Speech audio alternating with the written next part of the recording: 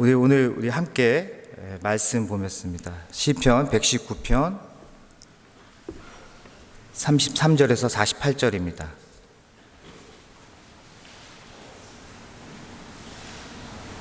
시편 119편 33절에서 48절입니다.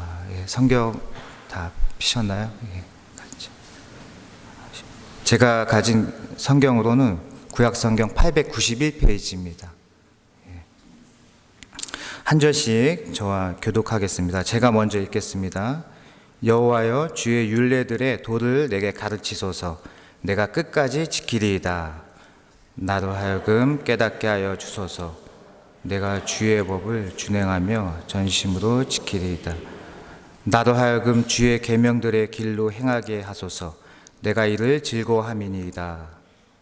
마음을 주의 동거리로 향하게 하시고 탐욕으로 향하지 말게 하소서.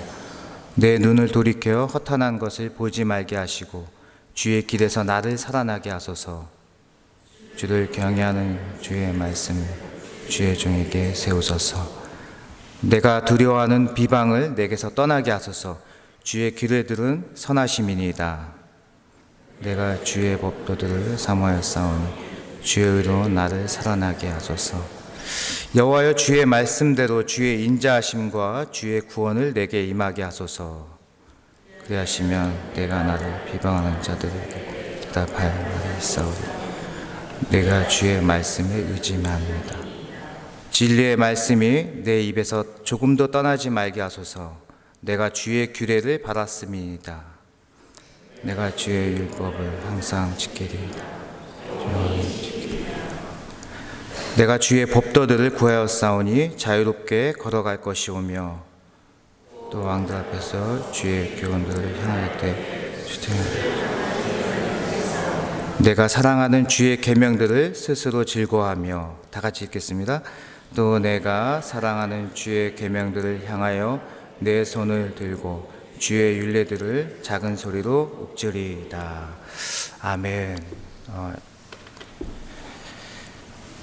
성경을 가르치는 이제 신학교에서 이제 가장 강조하고 항상 반복해서 이제 신학생들에게 가르치는 그 말 중에 하나가 성경을 읽을 때 잘 읽으라고 이렇게 가르칩니다. 잘 읽어야 된다. 성경을 잘 읽어야만 그 본문이 무슨 내용인지 또 이해할 수 있기 때문에 잘 읽는 것에 되게 굉장히 강조를 해요.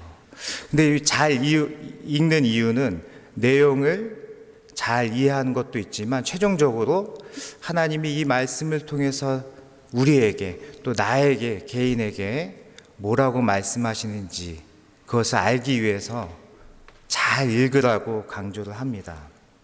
저 같은 경우는 이제 본문이 눈에 들어오지 않으면 이렇게 동그라미를 쳐요. 주어가 뭔지, 동사가 뭔지, 그리고 반복되는 단어는 뭔지 이렇게 동그라미 치면서 이렇게 마킹을 하면서 이렇게 읽다 보면은 이 내용이 이렇게 금방 이제 이해가 되고 심지어 거기서 하나님이 나에게 뭐라고 말씀하시는지까지 대충 이렇게 마음속에 이렇게 떠오르게 됩니다. 그래서 오늘 이 새벽에 또 이게 동사가 한번 밑줄 긋고 막 그러고 싶어요. 제가 이 본문에는 같이 이렇게 원고에는 같이 동사가 뭔지 주어가 뭔지 읽으면서 이렇게 하고 싶은데 제가 새벽 설교를 준비한다는 걸 깜빡했어요. 제가 이 본문에 집중하다 보니까 제가 읽어드릴게요. 자, 이 주어를 보면은 뭘 굉장히 강조를 많이 하죠. 반복해서 주의 법, 주의 계명, 주의 증거, 주의 말씀, 주의 법도. 그러니까 사실 설교자가 이 본문의 의미를 캐치하기 위해서 사실 연구를 많이 해요. 그러니까 한 본문을 가지고 역사적 맥락은 무엇인지 또 문화적 맥락은 무엇인지 그것까지 찾아가면서 공부를 하면서 이 본문을 보면은 그제서야 이 본문에서 말하고자 하는 내용이 그제서야 이제 딱 떠오르게 돼요. 근데 오늘 같은 경우는 뭐 그렇게까지 안 해도 무슨 내용인지 대강 짐작이 와요. 그죠? 쉬워. 예. 거기서 목회자들, 설교자들은 거기서 저자가 말하고 있는 감정까지 끌어내면 굉장히 잘하는 거죠. 감정까지 끌어내야 되는데 오늘 보면은 이 감정까지 이제 느껴져요. 그죠?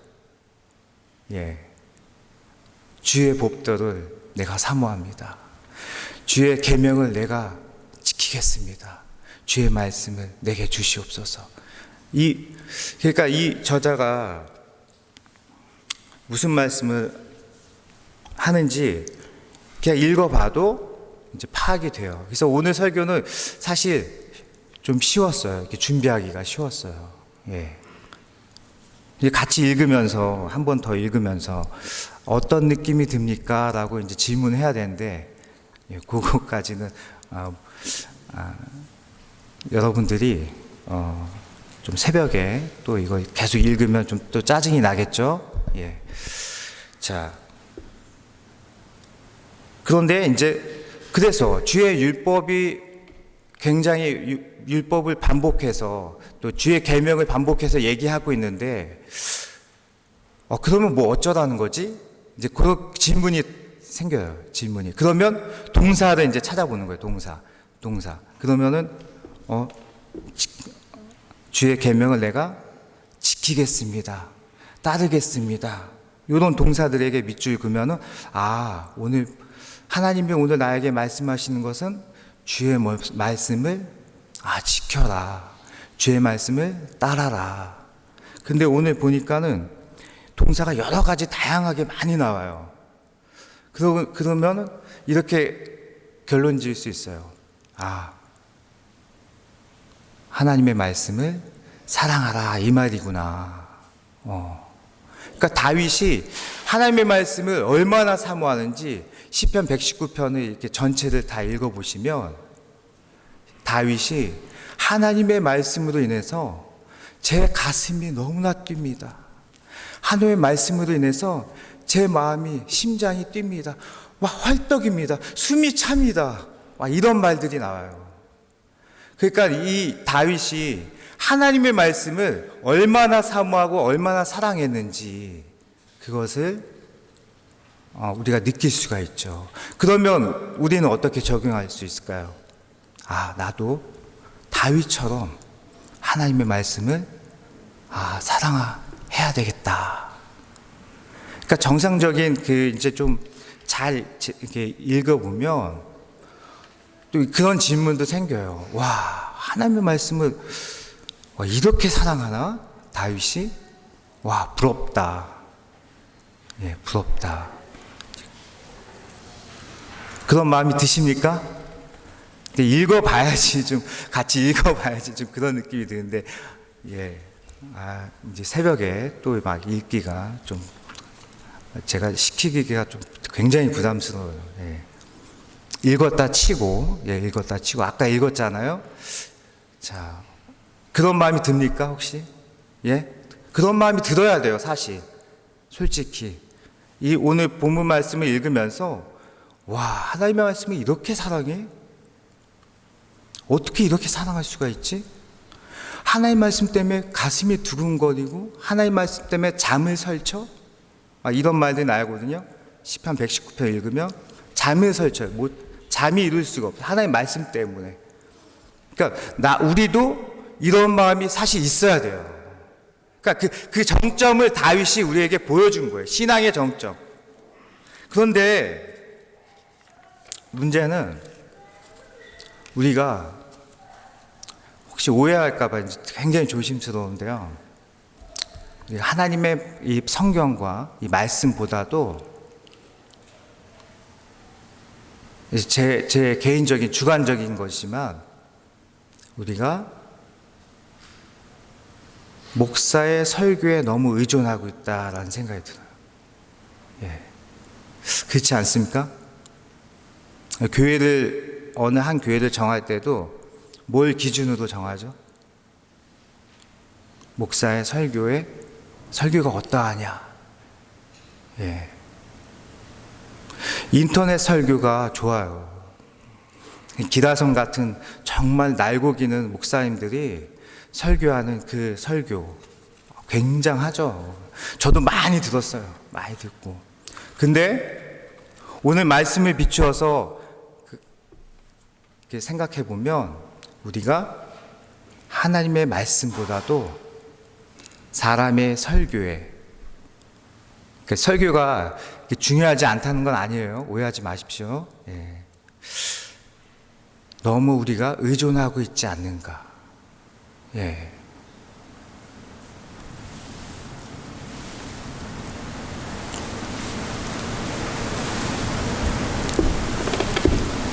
한국교회의 문제 중에 하나가, 물론 한국교회가 굉장히 도덕적으로 잘못한 게 많이 있어요. 그런데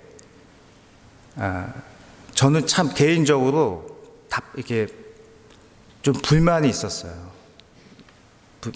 누구에게 불만이 있었냐면 저 윗세대 목사님들한테, 위에 세대. 그러니까 80년대, 90년대까지는 부흥을 많이 했는데 그 목사님들이 성도들로 하여금 하나님의 말씀보다 자신의 그 설교에 이렇게 자기 사람으로, 그러니까 그러니까 목사의 설교를 통해서 하나님과 더 가까워지고 더 말씀을 더 사모하게끔 이렇게 해주는 것이 아니라 목사 한 사람으로 인해서 성도가 많아지고 적어지고 막 이런 게, 그러한 잘못된 목회 때문에 내가 지금 고생하고 있다. 이런 이 불만이 가득 있었어요. 굉장히 있었어요. 진짜 한때. 당신들이 목회를 똑바로 안 해서 지금 우리가 힘들지 않냐. 이런 것들이 있었어요. 근데 그때 그랬다고요. 지금 아니고요. 예. 그래서 우리가, 제가 이제 삼천교회 와서 이제 저도 마찬가지로 이제 목사님 설교가 어떤가 하고서 정하려고, 저도 똑같아 이렇게 왔는데 아직도 기억나요. 목사님 설교가. 그때 이제 밴쿠버 와서 이제 멋 모르고 왔죠. 아들이 학교도 이쪽으로 와가지고 멋 모르고 좀 젊을 때 이사 안 오면, 2주 안 하면 못하겠다 싶어가지고 이렇게 왔는데 굉장히 후회했어요. 무슨 이렇게 집값이 이렇게 비싸고 가스값도 비싸고 보험료도 비싸고, 이건 뭐 각자 운전면허도 이제 저희 큰애도 이제 16살 때부터 이제 면허증 따가지고 이제, 근데 다 각각 보험료를 들어야 돼요. 근데 다른 주는 안 그렇거든요. 차 보험 하면 누구나 운전할 수 있거든요.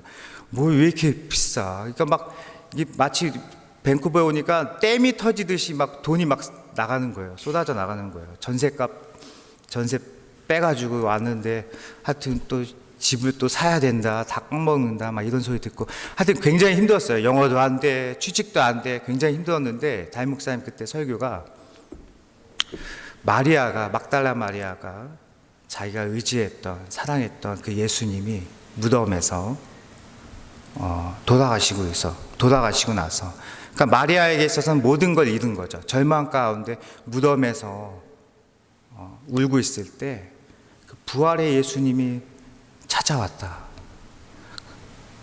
그랬던 것처럼 우리에게도 부활의 예수님이 찾아올 것이다. 거기에 굉장히 은혜 받아가지고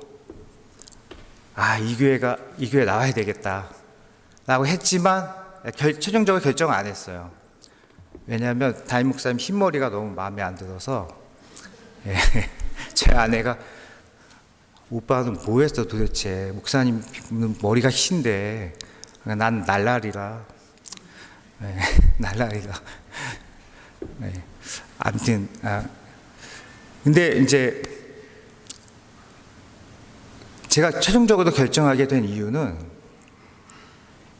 교회 한 사람 한 사람이 굉장히 다가와서 친절하게 섬겨주시고 봉사해주시고 이런 걸 잘해주시는 거예요. 그러니까는 한 3번, 4번 나오니까 이 교회는 정말 그리스도의 몸이구나라는 생각이 들었어요. 그러니까 한 분 한 분이 그리스도의 팔과 다리가 돼서 섬겨주시고 안내해주시고 껌딱지근 마냥 붙어가지고 다 따라다니면서 전 지금도 그분을 찾고 있어요. 그분은 어디인지 모르겠어요. 예. 껌딱지 따라다니면서 떡집 어디냐고 물어봤는데 떡집 알 필요 없다고, 여기 와서 드시라고. 그분이 아직도 찾고 있어요. 저 그분이 만약에 없다면 그분은 천사입니다. 천사. 예. 그러니까 저는 목사님의 설교에 의해서 성도들이 오는 건 맞지만 오래 지속되게 하도록 성도로 하여금 이렇게 앉아 있을 수 있도록 다닐 수 있도록 하게 하는 거는 여러분들이 해주시는 거예요. 그리스도의 몸이. 예. 자, 다시 돌아와서 목사의 설교는 섬김의 일부 중에 하나예요, 사실. 예. 우리가 너무 비중을 많이 차지하면 안 돼요. 사실 목사의 역할은 타들어가는 끝없는 사막에서 그 오아시스에서 물을 길러다가 그 목말라하는 성도님에게 물을 주면서 오아시스가 저기 있습니다. 같이 가시죠. 그게 다예요, 그게. 예. 목사의 설교와 목사의 역할은 그게 다인 거예요. 그리고 같이 가는 거예요, 같이. 그 오아시스로. 목사와 함께. 같이. 목사는 그냥 반발짝만 앞서가는 것 뿐이고, 예. 목사님을 너무 설교에 여러분들이 의존하지 않았으면 좋겠어요. 예. 오늘 본문에 빗대서 말씀드리는데, 설교 중요하죠. 설교가 중요한데, 사실 우리는 설교를 통해서 저도 설교자로서 목사로서 가장 보람된 건 뭐냐면 저로 인해서 여러분들이 하나님과 더 가까워지는 거예요. 거기서 보람이 느끼는 거예요. 저에게 설교 좋았습니다. 이런 거는 다 필요 없더라고요. 목사님과 목숨을 함께 하겠습니다. 목사님 끝까지 같이 하겠습니다. 했던 사람 말만 그렇게 했지 같이 온 사람이 없어요. 지금 다 떠나고 남는 건 주님밖에 없어. 주님. 남는 거는 이 성경밖에 없어. 이제 안 믿으려고요, 이제. 자, 목사는 그냥 저로 인해서, 그러니까 설교자로 인해서 여러분들이 성경을 더 가까이 하고 하나님의 말씀을 가까이 하면 그것보다 보람된 건 없습니다. 그리고 성경이 주가 돼야 돼요. 예. 주가 돼야 되고 성경이 여러분의 기준이 돼야 되고 모든 것이 되었으면 좋겠습니다. 이 다윗의 고백처럼. 아시겠죠? 아멘입니까? 예, 아멘이에요, 아멘. 예. 전에 교회 있을 때는 강제성이 낮아서 그런지 이렇게 물을 갖다 주시는데 여기 높아서 못 주시나 봐요, 그죠? 예. 자, 잠 깨라고 얘기한 겁니다. 자, 디모데후서 3장 16절에 아주 유명한 말이 있어요. 이거 암송하면 좋은데, 모든 성경은 하나님의 감동으로 된 것으로 교훈과 책망과 바르게 함과 의로 교육하게 유익하니 17절. 이는 하나님의 사람으로 온전케 하며 모든 선한 일을 온전케 하려 함이라. 이 말씀이 있는데요. 여기서 모든 성경은 하나님의 감동으로 된 것이라고 나와 있는데, 이 감동을 제가 또 준비한다고 또 좀 원어를 이렇게 찾아봤는데, 제가 되도록이면 원어를 얘기 안 하려고 그래요. 왜냐하면 원어 얘기하면 이러면 성도님들이 성경을 안 봐요. 나는 원어를 모르는데 이럴까봐 되도록이면 얘기 안 하지만 이게 은혜가 돼서 좀 말씀드리는 건데, 뭐냐면 감동이 원어로 하나님의 호흡이라고 나와 있어요. 호흡. 그러니까 모든 성경은 하나님의 호흡으로 된 것으로 라고 해석할 수 있어요. 감동도 맞아요. 감동으로 표현하는 것도 맞아요. 근데 호흡으로 하면은 더 은혜가 돼요. 그러니까 왜냐하면 모든 성경이 하나님의 호흡으로 된 것으로, 그러니까 디모데 3장 16절입니다. 거기다 감동의 옆에다가 호흡이라고 쓰세요. 모든 성경이 하나님의 호흡으로 됐다면 내가 성경을 읽을 때 내가 그제서야 내가 하나님의 호흡으로 살게 된다는 것이에요. 그러니까 모든 성경은 하나님의 감동으로 된 것으로, 모든 성경은 하나님의 호흡으로 된 것으로 내가 성경을 보고 내가 성경을 읽을 때 그제서야 내가 하나님의 호흡으로 하는 사람이 된다는 것이에요. 그러니까 우리가 코로 숨 쉰다고 해서 사는 게 아니에요. 하나님의 호흡을 할 때 진짜 그게 사는 거예요. 그러려면, 내가 하나님의 호흡으로 살아가는 사람이 되려면 성경을 봐야 된다는 것이에요.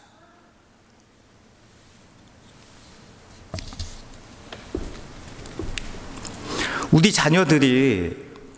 자녀들이 성경을 보려면, 하나님의 호흡으로 살려고 하면, 살 수 있도록 하게 하려면 우리 부모들이 어떻게 해야 되죠? 성경을 봐야 돼요. 성경을. 그러면 우리 자녀들이 그제서야 부모의 그 성경을 보는 것을 통해서 하나님의 말씀으로 인해서 하나님의 호흡을 하는 사람이 되게. 예.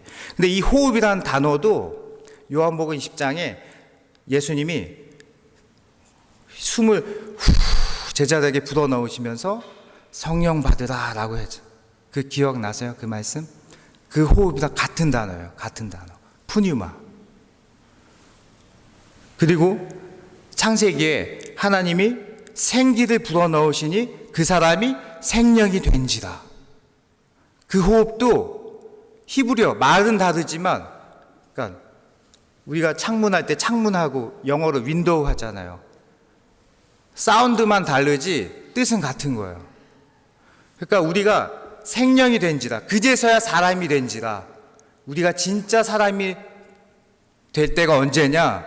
하나님의 말씀이 내 안에 있을 때, 내가 하나님의 말씀을 읽을 때, 그때 내가 진짜 사는 사람이 된다는 것이에요. 아멘? 예. 그럼 성경 봐야 돼요? 안 봐야 돼요? 봐야 되죠. 예.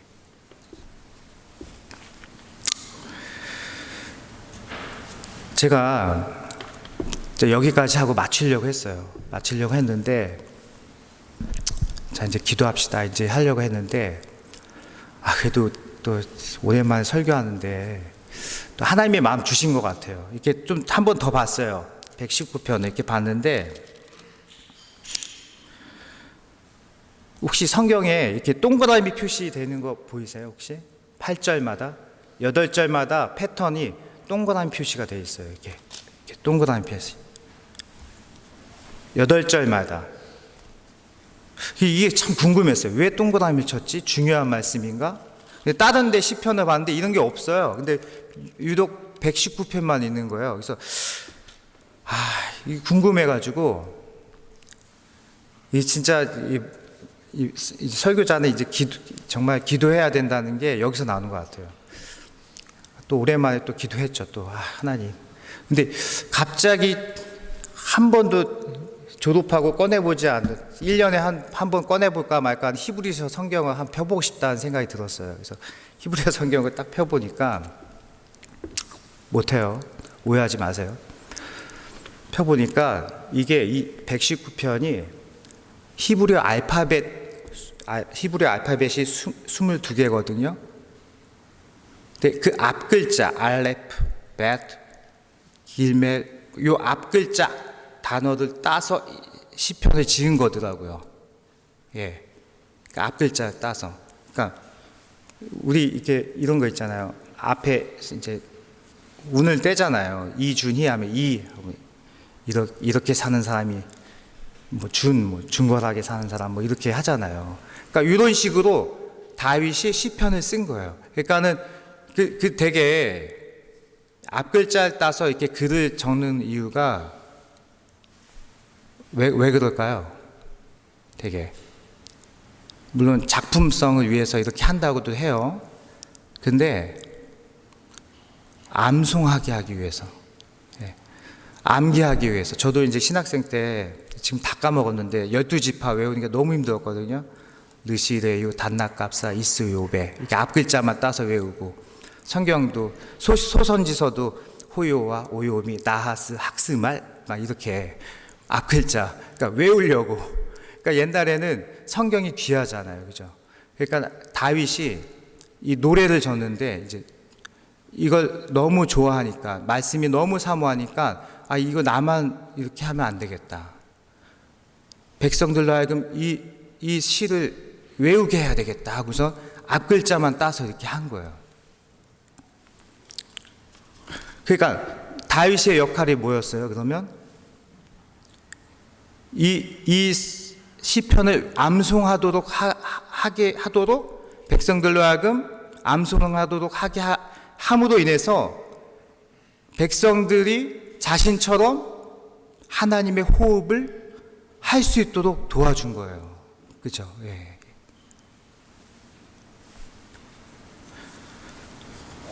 그리고 이제 다윗이 이 시편을 쓴 이유가 이제 우리가 읽진 않았지만 50절에 보면은 한번 볼까요?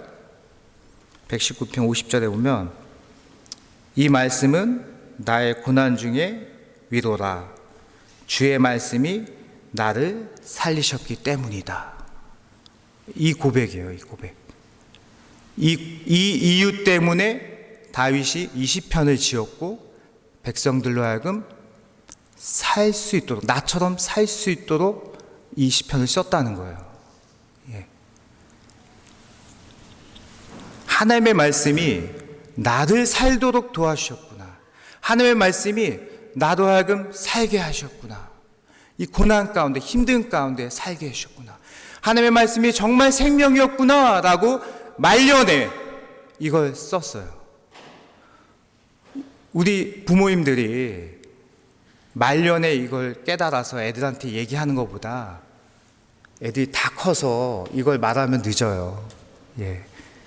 지금부터 하면 좋겠죠? 예, 어릴 때부터. 예. 자,